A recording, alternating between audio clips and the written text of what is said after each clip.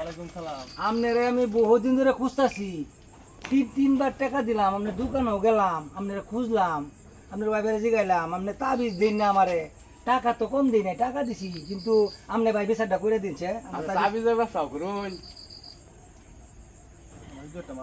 ইজ্জতটা মারবার লাগছি না, টেয়া নিছি বালা ভাই, এই কথা কইছি না, 500 টাকা টেয়া নিছি। আচ্ছা হুজুর মানুষ ইজ্জত মারা দরকার নাই, তাবিজ কই দিতা কম। তাবিজটার সামনে কইতা শুনতে দেবো, কিন্তু আমি তো অসুখে আমার হাড়ের রোগী, আমি মরতাছি, কিন্তু হুজুর তো এই কথা শুনতেই আছে না। আচ্ছা কালা বিয়ালা দিব না। কাল্লা বিয়ালে না দিলে কিন্তু আপনারে ধরাম আমি, পূর্ব সব বিচার দেম। কই নামনে মাইন্সের সামনে আমার ইজ্জতটা মারুন না। ইজ্জতটা মারতাম না বাবা, কিন্তু আমার তাবিজটা আমি অনুরোধ করে কই, আমার আপনি ভালো ভালো মতো দেলান যে, কিন্তু না হলে আপনি মানুষের মানে হারাইল ভাই। এই আমি বিচারক না, আমি তো বিচার আমি বিচার মানছি, কিন্তু আমার তাবিজ না বাবা বন্ত। এই যে পর্ব শহর একটা লোক আছে, ওই যে স্বপন, এটা হুনারও পরে, কিন্তু এটা একটা অনেক তখনটা সুদা বাইরে নিয়ে হইব। বেজা লইব। বিচার না মানলে মাইন্সে শুনলে কি মানছে হুনার কাম আপনি করছেন মিয়া, আরে আসতে কইনি আসতে কইলে মানছে, এটা মানছে বুঝবো, তে তো আমি দিতাই না, আপনি তোর ছাত্র বললু তাবিজ দেয়া দেন না মাইন্সের খুনেন না শুনাইতাম না, আল্লাহ মনতে আছে কথাটা। এই লোকে তাবিজের ব্যবসা করে।